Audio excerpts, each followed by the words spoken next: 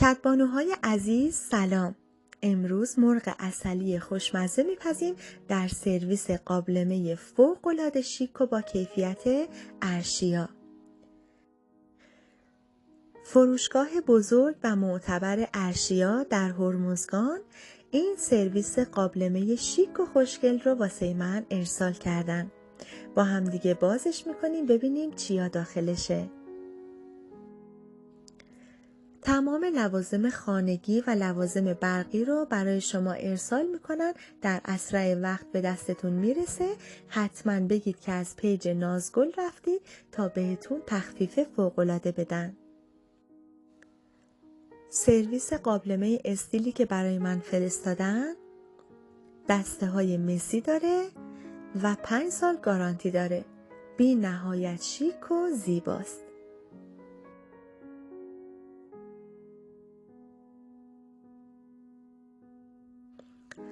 بریم با هم یه مرغ عسلی خوشمزه داخلش درست کنیم. اول مقداری روغن داخل ماهیتابه میریزیم، 4 عدد پیاز درشت خلالی رو خرد میکنیم و 2-3 دقیقه تفت میدیم. همین که پیاز سبک بشه کافیه.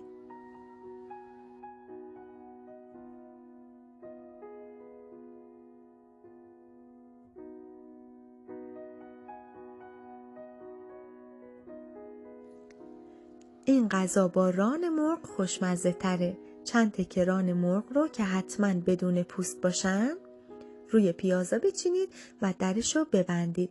حرارت باید متوسط باشه. زعفران دم کرده از ملزومات حتما بریزید. درشو ببندید. 20 دقیقه اجازه بدید نیم پز بشن. داخل قابلمه متوسطش من برنج رو میپزم. میریم سراغ مرغ ها.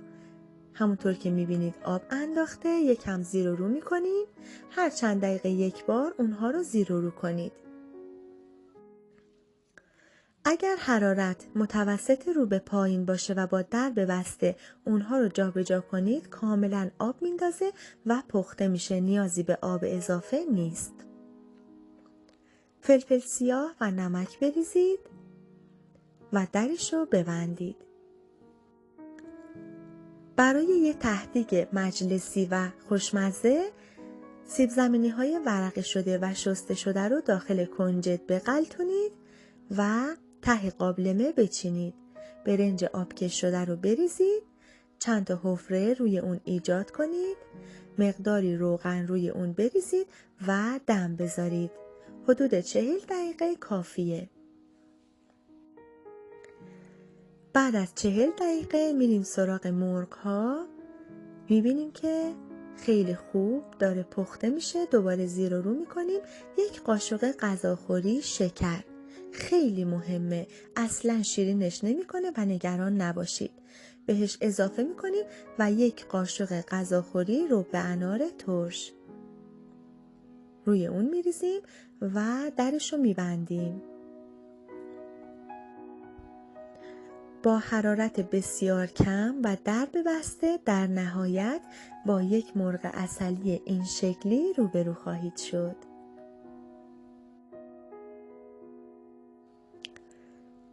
همونطور که میبینید برنجمون فوق‌العاده دوندون و عالی شده.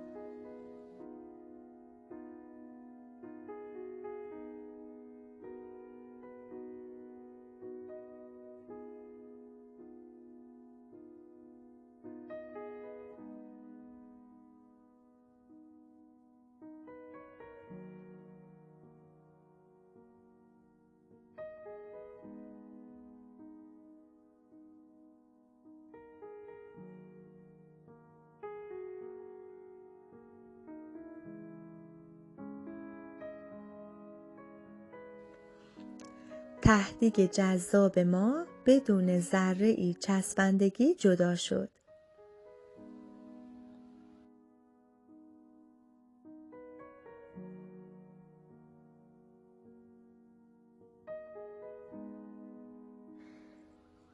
بفرمایید اینم مرغ عسلی خوشمزه و خوشخوراک ما که با سرویس پخت و پز استیل ارشیا آماده کردیم. آدرس پیجشون رو زیر ویدیو میذارم، حتما وارد پیجشون بشید و از لوازم خانگی جذابشون دیدن کنید.